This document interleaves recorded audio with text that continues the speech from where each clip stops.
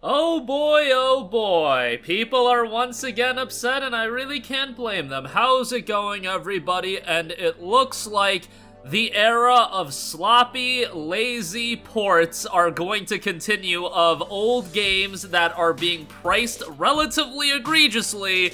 We've got another one. I didn't think this was gonna be the case to this extent, but the PS2 games in Metal Gear Solid 2 and 3 are coming to PlayStation 4 and 5. They are the HD versions that were released as a collection on the PlayStation 3. You have the original collection on the PlayStation 3, you ain't gonna play it on PlayStation 5 with backwards compatibility, so you gotta get this collection if you do want to play these games on modern platforms. So why are people so upset? I mean, it is $59.99 for this collection. You think they would do at least some upgrades to it? Well, in fact, the games will be just 720p on PlayStation 4, and yes, on PlayStation 5. Now, the PS4 version has just been announced.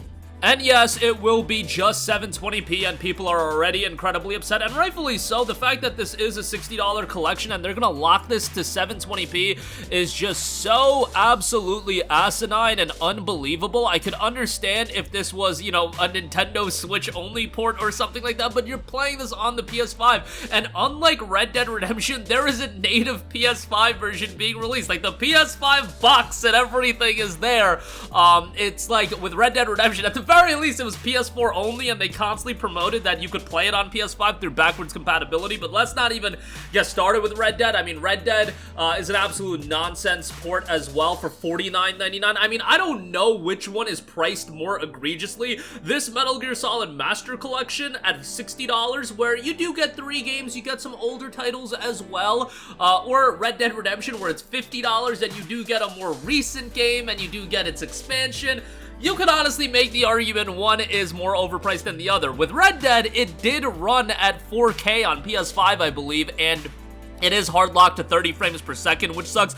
We don't have a frame rate specification on MGS 2 and 3. Please, for the love of all that is good, let it be 60 frames per second. There is a post on the PlayStation blog that I do want to read some of the notes of Metal Gear Solid Master Collection Volume 1. This information is coming out because there were a lot of previews posted on various Konami projects that are coming out. Let's get straight to the facts. Volume 1 of the Metal Gear Solid Master Collection gives you the choice to download each game separately, with Metal Gear and Metal Gear 2 combined into one, and the bonus contents individually onto your PS5. Each includes digital booklets on their uniform top menus, dossiers detailing the entire world history of MGS, complete with warning spoilers on initially opening, transcripts of the game's dialogue, and an online manual for this specific title. The hands-on time was limited to the original Metal Gear Solid era. Master Collection Volume 1 contains 4 titles total from that release window: the 98 original MGS VR missions, MGS special missions, and Metal Gear Solid Integral. The collection keeps the MGS experience as authentic as possible, down to the circle button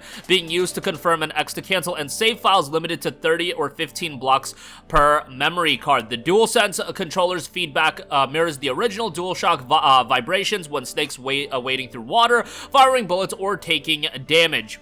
Throwback to the 90s, staying true to the original. There were some changes, I believe, made because they had to make some changes.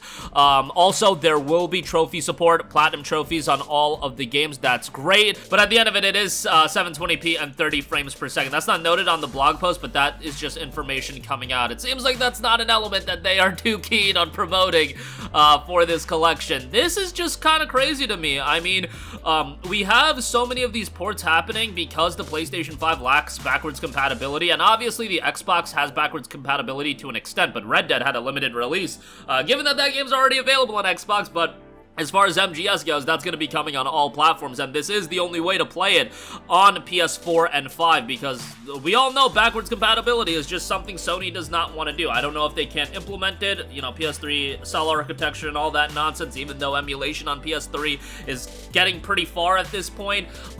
It will be interesting to see how the reception is on this when it ultimately does drop October 24th. Look, we all complained about RDR. I saw our comments section where everybody was like, this is nonsense, $50 for this port, it's crazy, etc., etc., etc., and then while we don't have official sales numbers, look, it looks like Red Dead Redemption, with all that being said, did fairly freaking well on PlayStation 4 and Nintendo Switch. Now, the argument can be made is, why not just avoid all the backlash online? Why not get a lot of positive reception online? And then the only thing that could happen is jolt up the sales even further. Is there some sort of weird thinking that, hey, we could make this crappy port and the negative PR is actually going to be good PR, making people want to buy the game again? I don't know, but I generally don't believe that's how it works. Why not, like for example with Red Dead, just make it really good. Just make it really good.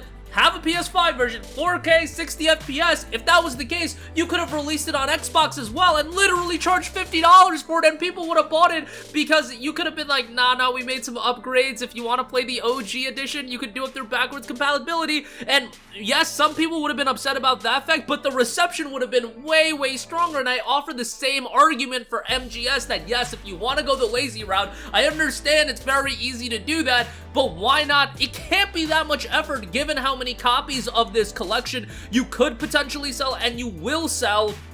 And yes, will it be profitable? Absolutely. I still expect this. Like, even with all of this coming out, what I have to constantly say is online, we are more of a vocal crowd, and while I wouldn't say at this point we're a vocal minority, because I think, you know, the internet's pretty big these days and there's a lot of people online, but they're still gonna make money hand over fist with some of these projects, like a Metal Gear, a Red Dead. Those are IPs big enough that yes, if they cut corners, they're still gonna make a healthy amount of revenue off of those games. I would just argue that they would make a lot more revenue if they were at a certain suitable level where people would also appreciate the effort put into it, because they are charging $50, they are charging $60 for these games, and you would think at least, like, the bare minimum amount of effort. Like, the fact that it's locked to 720p is so crazy to me that I can't even fathom how insane that is to me. Maybe there is some sort of reason to it, but like, yo, they can figure it out. They have a lot of money, and this is gonna make them a lot of money, so they can figure out how to get it at 4K. Like, it wouldn't be that difficult, but